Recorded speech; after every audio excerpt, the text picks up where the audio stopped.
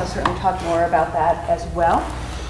Kenyon has a BFA from Finlandia University in Northern Ireland, which I know he's going to talk about some more as well. And he's had residencies, artist residencies at both Watershed Center for Ceramic Arts and the Archie Bray Foundation, and was selected as the emerging artist by Ceramics Monthly.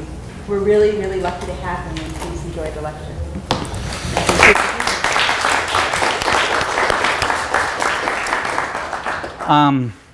I feel lucky to be here. I don't think you're also lucky, but I'm feeling really fortunate and grateful. So thank you, Christopher, for asking me to come. It's really been great.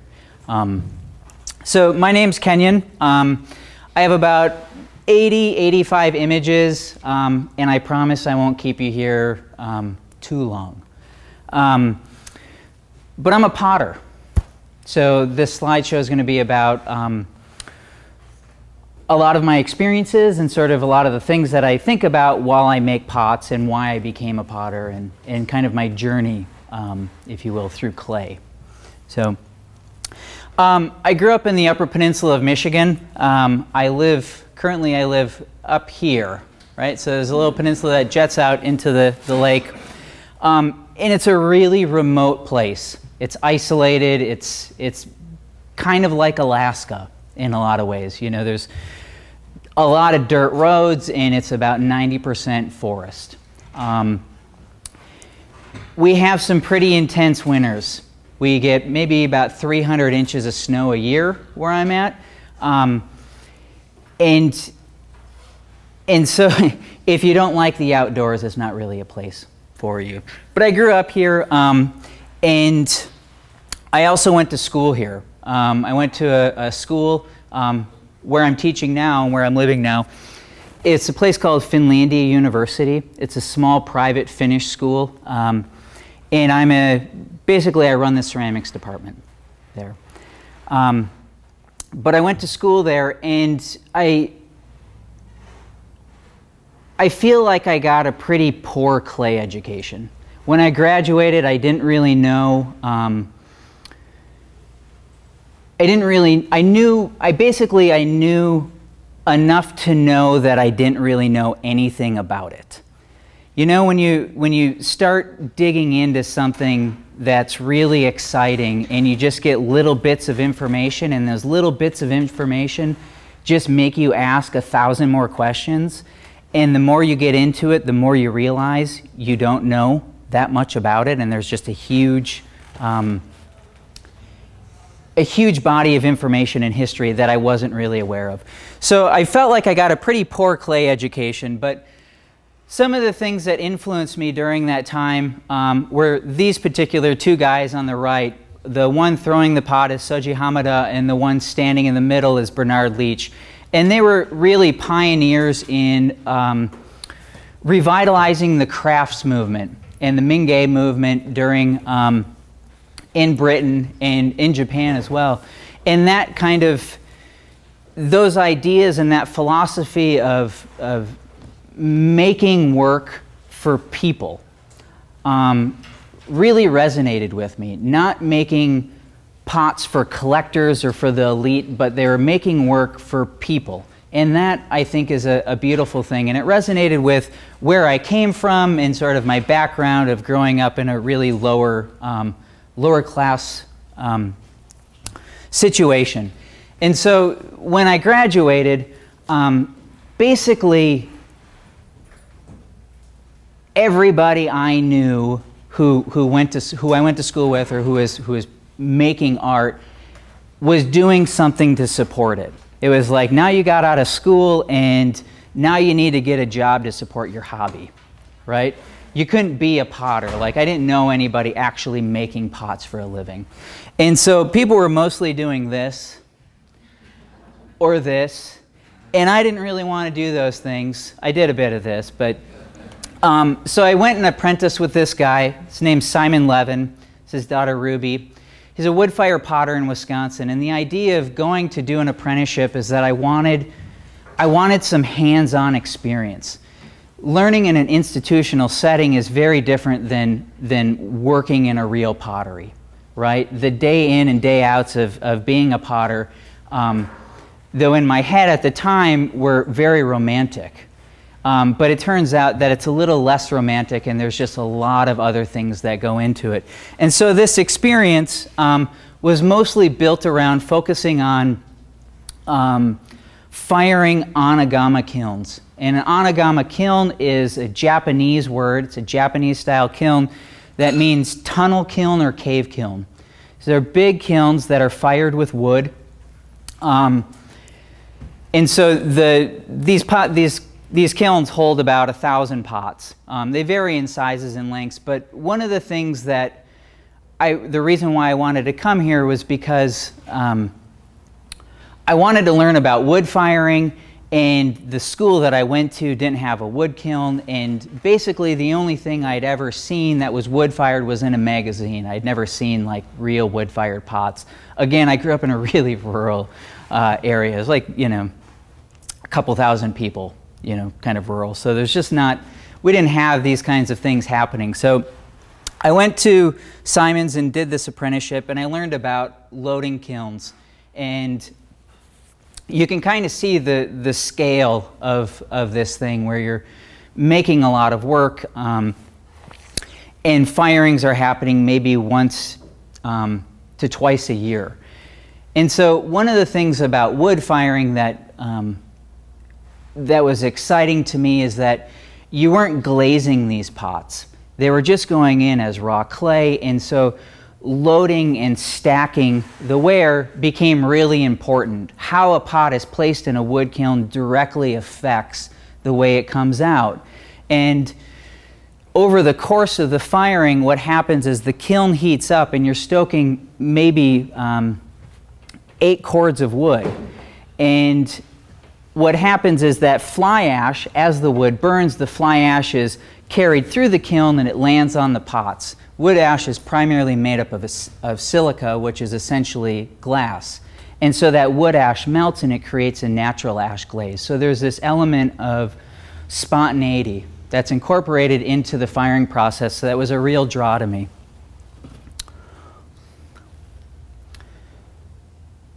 These are some of the wood kilns that we were working with at the time. And so during this time, it was the first time that I had worked with a potter and seen what really happens in a pottery. And I wasn't just learning about loading and firing wood kilns, but I was learning about writing about my work and documenting my work. Today, in today's age, images of your work oftentimes are just as important as the pieces themselves. So I was learning about those things. I was learning about contacting galleries and approaching galleries, though nobody wanted my work. And then shipping work too. Just learning about the days in and the day in and out of a pottery. But I was also learning about building wood kilns. So this is a start of an arch form. And you cut out the arch forms and you connect them together, and then you lay lath down the sides and you stack the bricks up over the arch, and then you burn that wood structure out, and you have this free-forming, freestanding arch. So learning about building kilns was incredibly valuable. It's really expensive to have kilns built for you, so if you have that skill, it's incredibly useful. Is that a walk-in kiln? Yeah, that kiln is, sorry, it's about 20 feet long and it's about 6 feet tall. It's below grade there? Yep, so this here is where the firebox would be, and then there's side stoking chambers going down. You see those bricks sticking out on the outside? And this is the first layer of bricks. There'd be a second layer that would go up over that. And then a skin coat, which would be a mixture of clay and silica sand that would cover and seal the whole thing. And during, what? Do they start to like break apart eventually, or do they keep on repairing it? Do the kilns start breaking apart? Yeah. Yeah, wood firing's a pretty intensive process. we're bringing the kilns up to about 2,300 degrees, maybe 2,400 degrees. So in a way it starts to fall apart a bit over time. Yeah, and wood ash is also corrosive, so over time it'll begin eating away. On those bricks, right? Yeah. So do you repair it, or do you just like destroy it and rebuild, like get new parts? I guess it would depend on how severe the damage is, but you can repair it, and sometimes it's a more sensible move to just tear it down and start fresh, you know. But How long does it last exactly? wood firing, the kiln that I was firing, Yeah. it would take 3 days to load the kiln. It would take 6 days to fire it, and that's somebody tending the kiln 24 hours. So you have to continuously be feeding the kiln and stoking it and reading the atmosphere and the temperature of the kiln. And this is a big thing that you're heating up, right? So meaning you can't like call it a day. You gotta keep on doing it, otherwise it starts to like wear it back down. Is that it? Yeah, if you don't stoke the fire, it's going to go out. So you got to keep putting wood in. Yeah? I saw in the photo it went underground a few feet. Yeah. How deep does it go underground? That depends. Traditional anagamas were built into hillsides out of clay. They would just dig out the chamber, and at the top of the hill would be a small little hole that would create the draw in the draft of the kiln. So what you're seeing is buttressing going up and around the bottom of the arch, and that kind of helps keep it together. Okay, I see. Would traditional anagama kilns be built underground completely? They would be built into a hillside, so it'd be something like this that would gradually go up because heat wants to rise. So you'd have a fire at the front, the bottom of the kiln, and that heat would gradually climb up and go out. Yeah. Thanks for asking questions. Anybody else? So this is a historic pot from Shigaraki in kind of one of the major clay hubs in Japan. This pot was made in about 1400, maybe 1450 or something. What you see here is a hand-built vessel, coil-built, with a lot of aggregate added into it, probably some kind of feldspar or something along those lines. But it's just raw clay. So as this pot was fired, you can see where the ash began to accumulate and run down, and that green kind of celadon looking glaze is just wood ash melting. This is a tea storage jar from Bizen, 16th century. Again, same kind of thing. Bizen is known, that work is known for its really high iron clay bodies. Just really beautiful, full, generous forms. And so I started looking at some historical pots. I didn't get that when I was in school. Nobody told me that I should be looking at history for, you know, a source of inspiration. It sounds really silly, but I don't know why anybody never said that. So Simon got me thinking about that. These are some of the jars that I made in response to those. Wood-fired, all raw clay, natural ash. These are probably about, I don't know, about 2.5 feet wide and about 3 feet tall. So they're pretty good sized jars, and they were coil built and thrown. I was also thinking about where I'd come from, and my mom had this, when I was growing up, had this percolating coffee pot. She was a pretty old-fashioned lady. And it was one of those things that was just in our house on the stove my entire life. It's still there in her house. And she had this beautiful ritual every morning where she would wake up and she'd take her coffee grounds or her coffee beans and put them in this antique grinder. You know, one of those things where you do one of these things and it'd shake the house and it just made this terrible sound. But she would do this and she would put this coffee pot on the stove and then go for a walk in the woods, and when she came back she had her coffee done.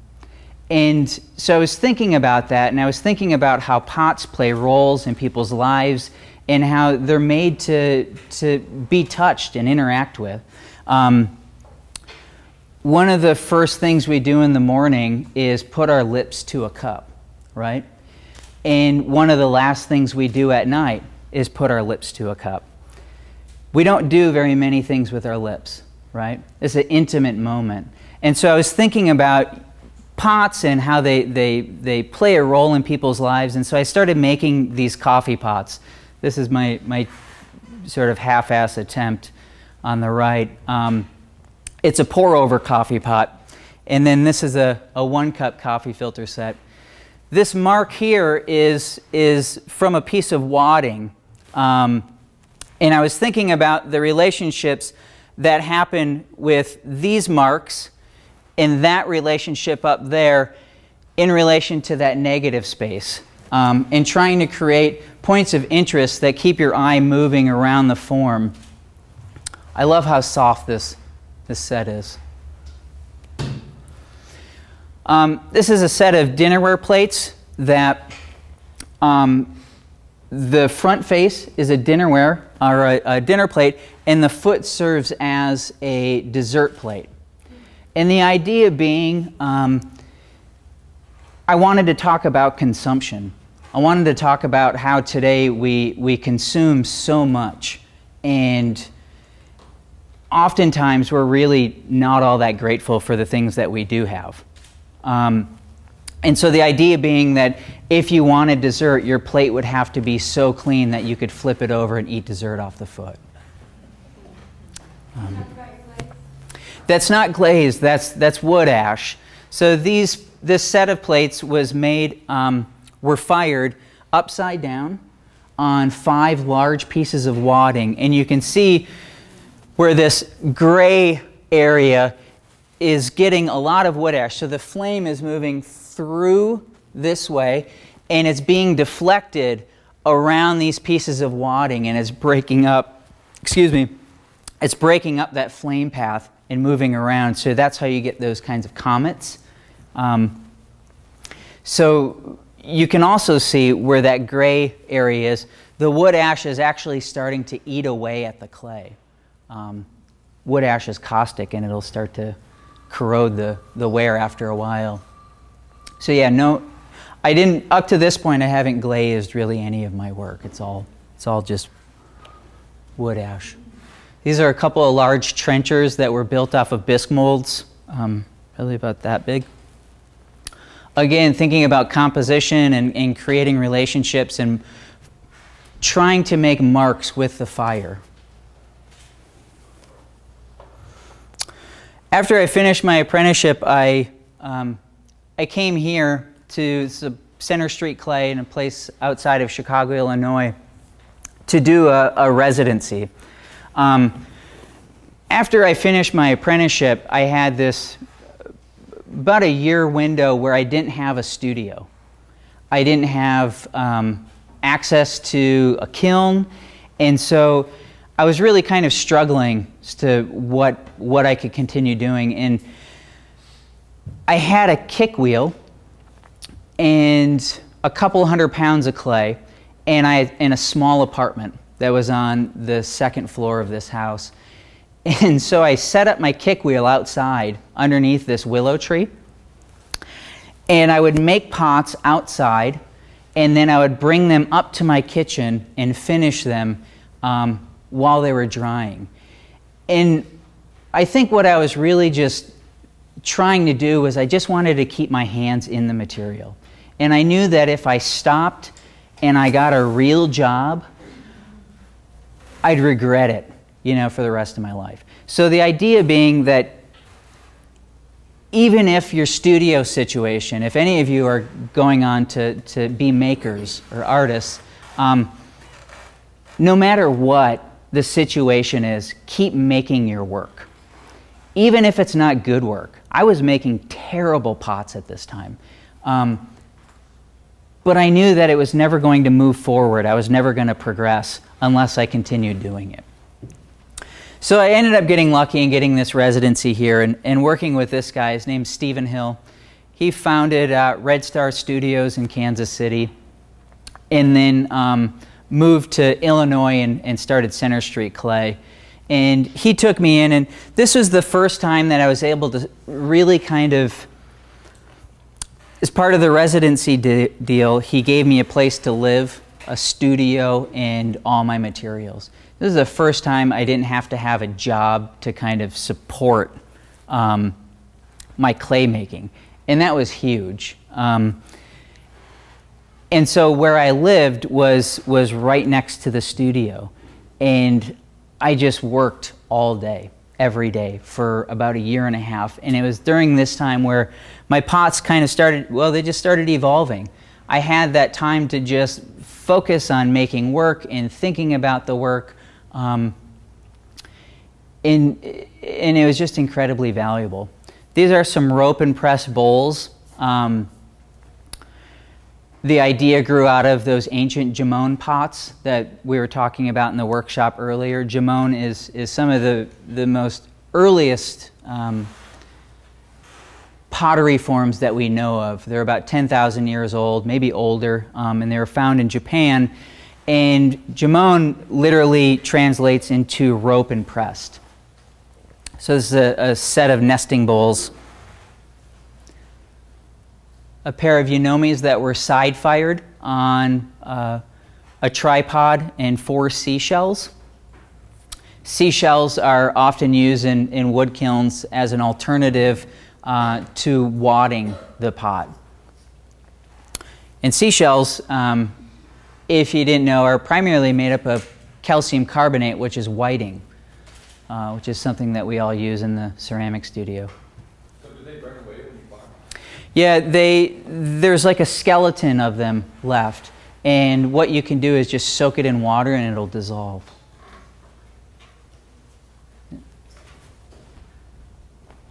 I'm sorry, I was looking at you, but you asked the question. Sorry. Some work in progress. This is when I was living in North Carolina. And working with 2 potters named Matt Kelleher and Shoko Terayama. And these were some of the earlier lidded pitcher forms that I made. Again, all raw clay. Thinking about those Bizen clays and the generosity of those spouts. Do you paint these or no? What? Do you paint these or no? Like later on after they're finished, do you paint them afterwards or no? I'm sorry, do I make them? No, I mean, do you paint them? Paint them? Yeah. No. So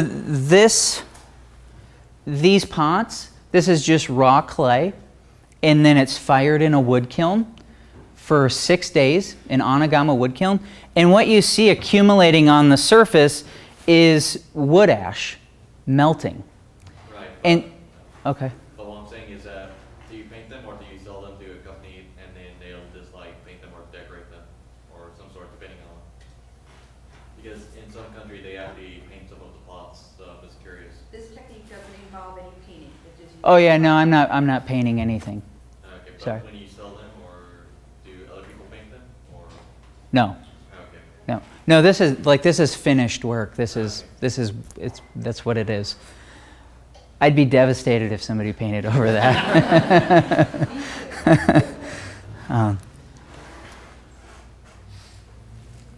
These are some of the pots that were in the previous image. During this time, I was living in North Carolina, in the mountains of North Carolina, and the studio I was working in was on top of this big mountain. And in the winter, you couldn't drive up this driveway because it was incredibly steep. And then if you slid off, it was just sort of you're going to plummet to your death. So I had to walk up this long driveway. And I was thinking about, I was carrying these thermoses or something very similar to this with me. And I began thinking about making a thermos out of clay. And so this was my first, or one of my first attempts at it. This is a double-walled thermos. The idea being that the air pocket in between the 2 walls would hold the heat in longer. And this for those of you who don't work with clay, is how it was done. So there's the first cylinder is thrown with a flange at the base and a wider cylinder placed over the top of it, a coil added to connect the two of them together and create that negative space and seal it off.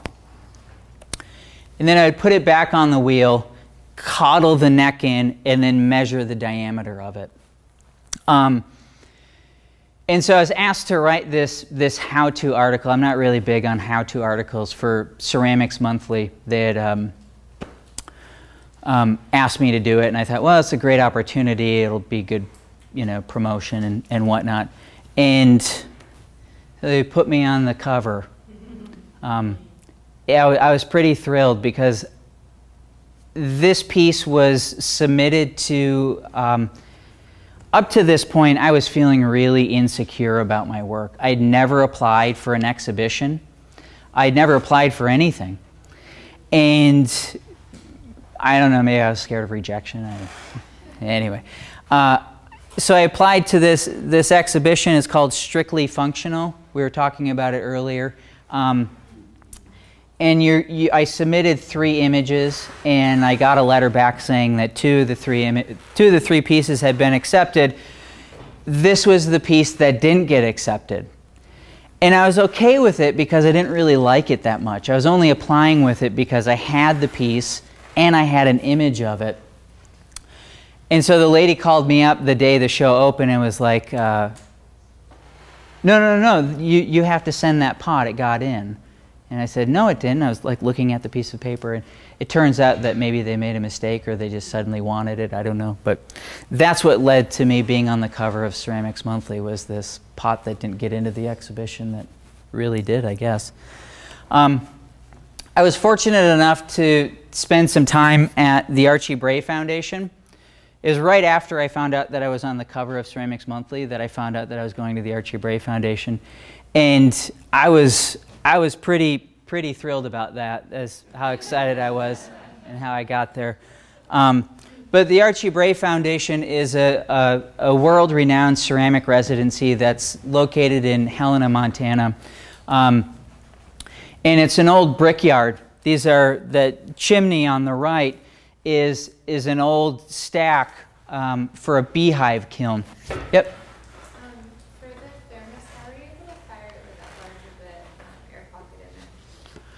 Oh, good question. So you're talking about things exploding? Yeah.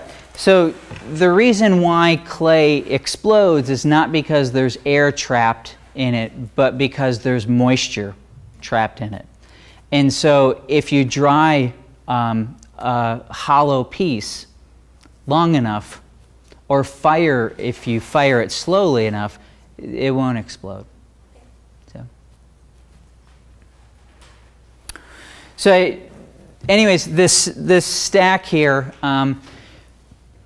is the chimney that was used to help fire the beehive kilns at the Archie Bray Foundation. So it's this old brickyard that has a really great history of people making work, and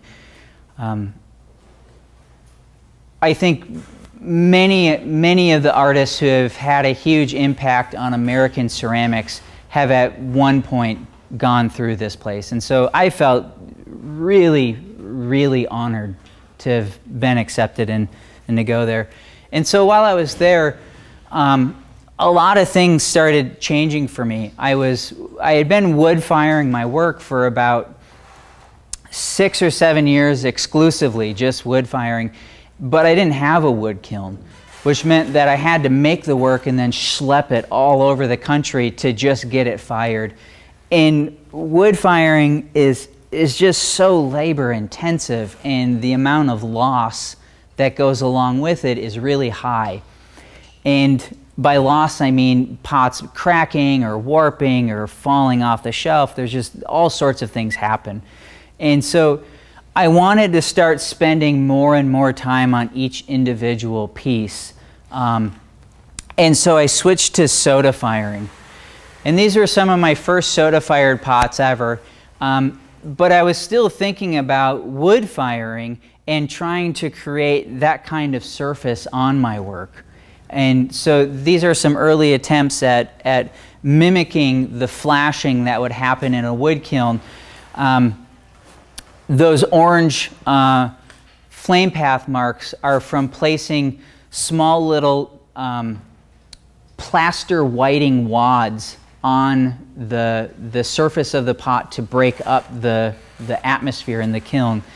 And essentially, the plaster whiting wads does exactly the same thing as a seashell, but doesn't leave the mark of a seashell. And I have no reason to put seashells on my work, so I kind of stopped doing it. Does it disappear then during the firing? Yeah, it's the same thing. Pull it out, do you see it on the plate? Or You see it, there's sort of like the skeleton of it, and then it...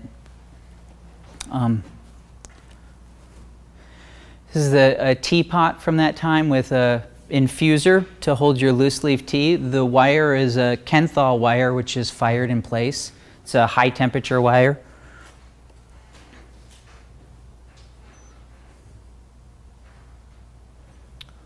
Some more plates. And so one of the things I was really interested in, the soda firing process, was how it would break up the glaze and the slip and really kind of start creating this kind of corrosive quality to the surface of the pot.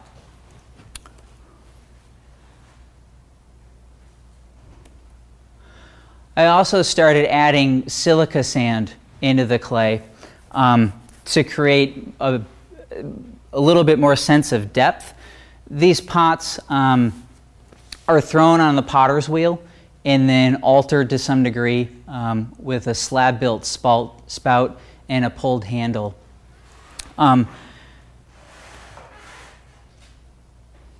It's a box from the same time. And so I'm still not glazing any of the work. This is all just clay slips over the top of them. put that on in the greenware stage? Both greenware and bisqueware. It's a detail shot of the interior space of the spout. And so when I'm firing, I have this pretty labor-intensive process where the way that I load the kiln, I build all of these little alleyways in between the work, and I'm spraying in a soda solution through the door and through the spies. And so what I do is, the way that I load the pots is that there's this alleyway in between the ware so I can spray every single pot in the kiln, and then I stack up the door so there's a spy that I can pull and spray the soda ash into. So what you see in this wall of flame, there are spray ports here, here, here, here, and all the way up the door so I can make sure that each pot's getting an equal amount of soda ash. Where was it? Was that Darcy? Yeah, this is at the Bray, and so when I go to spray in the soda, I spray at cone 8 and cone 9 and cone 10. I slide the damper in really far, and what that does is it cuts down on the amount of oxygen introduced into the kiln, so there's an abundance of fuel going in. That creates a heavy reduced atmosphere. And in that heavily reduced atmosphere, there's an abundance of carbon in there. And when I spray in soda, soda essentially creates a layer, a glazed layer over the whole pot. And so I can trap carbon into that glaze if I reduce it heavily enough. And that's what's happening here. So all of the black marks that you see on the pots are from carbon being trapped in the glaze. How do you make the vertical lines? Coils. I slowly add coils. And that grew out of those Jamon pots that I was talking about, where they're really ornately decorated with coils. And so I love looking at historical pots. I love looking at things that, you know, are just around me. But this is one of my favorites. This is an ancient Egyptian bowl. It's about 6,000 years old. And I really just love that gridded pattern, the quality of the line. It feels really casual. And this is a fritware bowl. The intensity of that blue was something that got me really excited, and the generosity of that rim. This is probably made in Iran, maybe 13th century. And it's also known as Islamic stone paste. And basically what it is it's a clay body. It's a kind of a self-glazing clay body. And it's made up of clay, crushed glass, and a frit. And it was made to imitate Chinese porcelains. So I just thought it was just really incredibly beautiful. And I love thinking about, one of the reasons why I'm a potter is because I get to be part of this really long lineage of makers that dates back, you know, thousands and thousands of years ago. And we really haven't changed that much as far as our approach to clay. And so I look at this and I feel like I have a connection with these makers in some kind of subtle way. But if you look at this and you look at something like this, you might go to the studio and make something like this in response. This is a set of dinnerware plates, and the markings are made by slip trailing wax resist, and then it's dipped in a celadon glaze. And the area that has the resist is just raw clay in the firing. The wax burns off, and then that's carbon being trapped in between all those lines.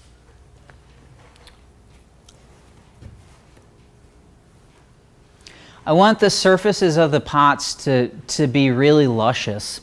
I want people to see them and be pulled in and want to touch them. And that's really what I'm trying to achieve with the surfaces.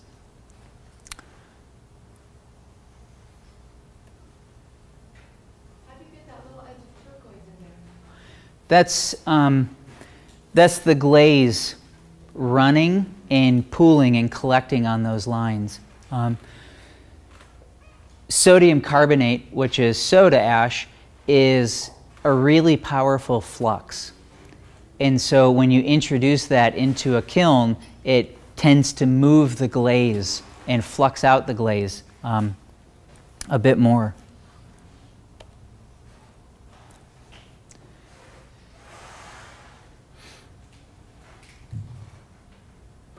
These handles and spouts are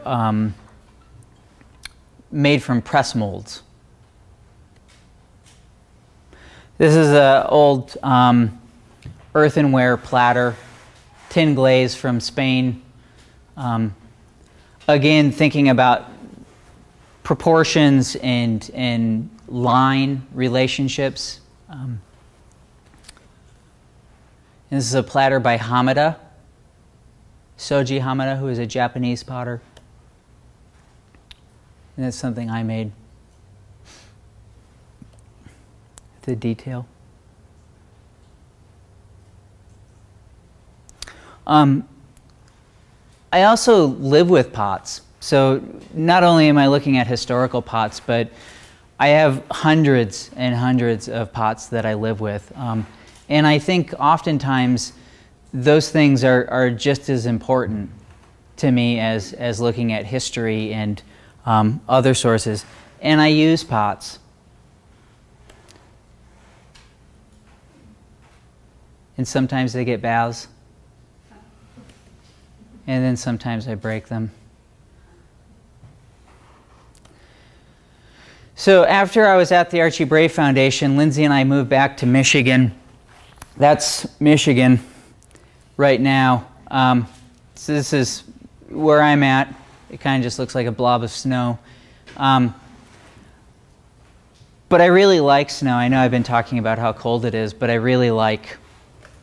like having 4 seasons. And so I started thinking about capturing the essence of winter in some of my work. And earlier, Christopher talked about one of the glazes looking like snow, and it just made my day. It was like, wow, I did it. Wow, so this is a view outside of my place that I live in. But I was just looking out the window and thinking about that gridded pattern, and thinking about how the snow settles on those ledges, and it's so similar to the way a glaze will flow and ebb and settle on the forms of my work. And so this is the glaze that I developed to try to capture that essence of winter. It has, in my opinion, all the qualities of winter in it. The gray days, the piling and collecting of snow, and the cool kind of icy quality.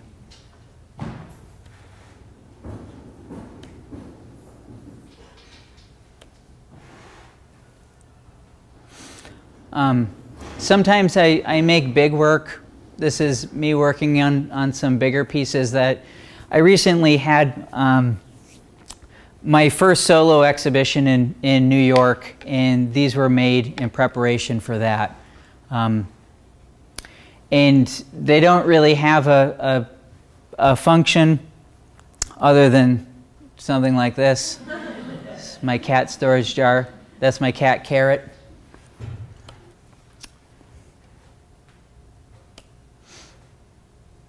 And then this is probably some of the more recent work that I've made. Is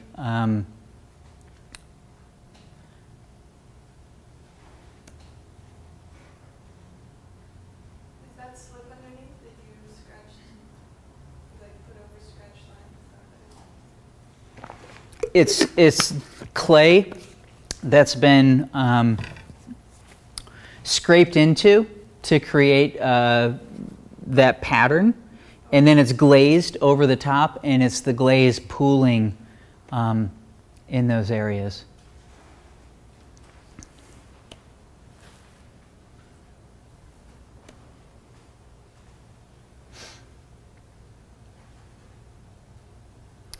So this is where I'm at today. It's my studio with some pots in progress. And I recently just invested in a camera to shoot my own slides. And these are some of the pots I was able to take images of before I left. These were just sent to Shaler Gallery for a little exhibit.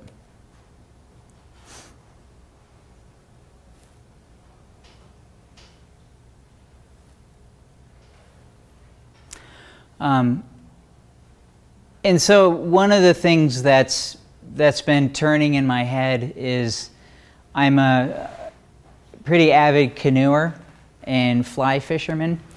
And while I was fishing this summer, I discovered a big clay deposit on the Otter River. And so I started digging all this clay, but you have to canoe 4 miles downriver to get to it, and then you have to canoe another 3 or 4 miles to take it out. So it's not really easily accessible. But I have about 800 pounds of it, and that was a couple canoe trips. But what I've done is I turned it into a slurry and have run it through a series of sieves and built some drying troughs. And I now have about 800 to maybe 1,000 pounds of this earthenware clay, and I think that's kind of what I've been thinking about lately is moving away from soda firing and starting to low fire with local materials. So thank you very much. That's it.